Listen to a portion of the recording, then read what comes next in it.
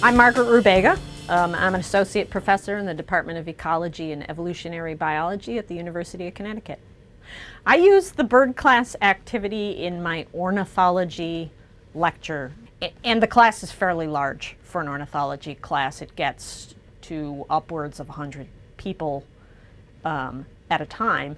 And so you can imagine that as a course in which people typically think of as an active thing, you know, when there's no laboratory component, that's a big group of people to try and get to think about birds in an active sort of a way, as opposed to just passively sitting there and listening to me lecture. I walk into a population of people who, if they're fairly typical, have spent many hundreds of hours watching nature programs on TV, right? And of course nowadays on YouTube, online, people have a lot of exposure to this sense of stories and information about birds being something, this really cool story about an exotic animal that's somewhere else. And taking nothing away from these nature shows, which have taught a lot of people to value the natural world in a way that they otherwise would not, they have unfortunately fostered this incorrect outlook, which is that the natural world, birds, mammals, you name it, is something exotic that happens somewhere else. So I'm really very focused in the class on trying to get students to appreciate that the amazing, incredible, illuminating things that we talk about in lecture, the way that biology plays out in birds, is something that they can literally walk out of the building and see happening on the sidewalk right on campus. It's not something happening somewhere else. And you can say that, but it's very difficult sometimes to get people to appreciate that. So it occurred to me that I might be able to use Twitter in a sense to use their electronics against them, to force them to use their electronics in a way that would make them look up from the electronics and see what kind of a world they're actually embedded in. They're supposed to, outside the classroom, post a tweet at least once a week that says where they are, what they're seeing in the birds around them, and somehow connect that to course content. And the tweets are not graded, except to the extent that it's a 3-point assignment. Every time you post a tweet, it's 3 points. And you either achieve all 3 of those things, you tell me where you are, you notice something about the birds, and you connect it to course content. If you do all of those things, I give you all 3 points. And there's a cap on the total number of points. My goals really were to use the tweets as a way to make the students take the course content outside of the classroom and internalize it, to see that what was happening, what I was talking about in class, was actually happening in their world all the time. And initially, certainly, when I first started using the assignment, all I was really interested in was whether or not that was working.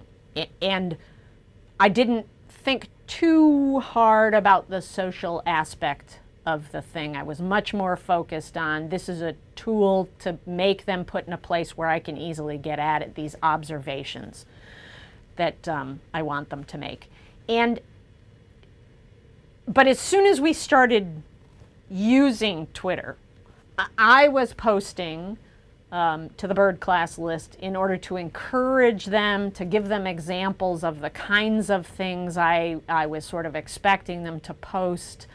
And the interest on the part of the students in having something that you could consider a conversation with me became apparent very early.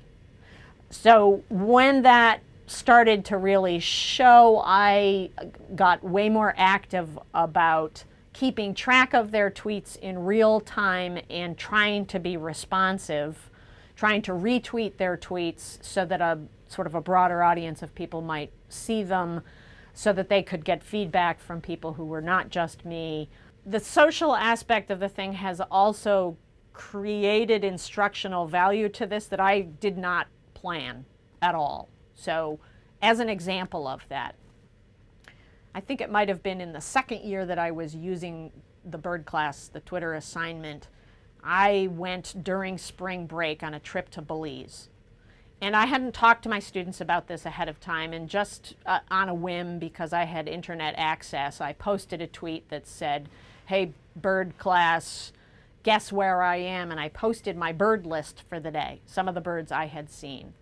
And immediately, even though it was spring break, students were not in class, they did not have to be watching our Twitter stream, 3 of them came back and started trying to figure out where I was.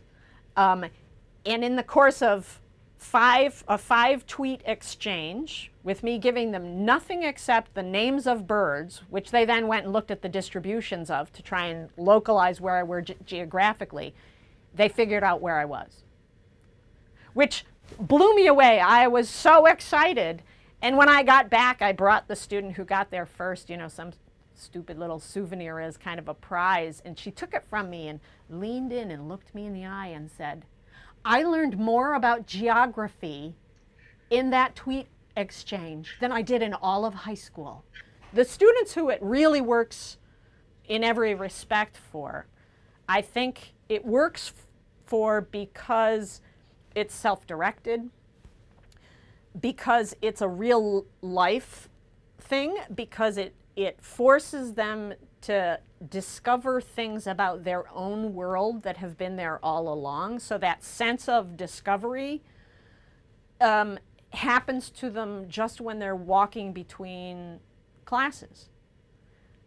And having that tiny little sense of discovery be rewarded through however small a social interaction with me or with someone else in the class, having it be acknowledged as a credit-bearing part of the course, as something that I recognize when you leave the classroom and it hits you that something you're seeing is what we're talking about, is what we're learning about. That's what I want from you. That's what I'm trying to accomplish, is not that you regurgitate back to me the stuff that I told you, but that you take what we're talking about and you use it to put your own world that you encounter every day in a new context, to see parts of it that you couldn't see before. Because that really belongs to them then, right? It's not just me. It's not me telling them what they're supposed to see. It's what they actually see. But I have had experiences in which students who at the beginning of the course said very clearly they were taking the course just to fulfill an assignment. They didn't know anything about birds. They weren't necessarily especially interested in birds, that by the end of the semester were going online on Twitter correcting people who were mixing up swallows and swifts and being kind of, "Wow, I can't believe you would mix those things up." Using Twitter as a way to teach other people external to our community in the class things that they had already learned. Taking that position as an expert.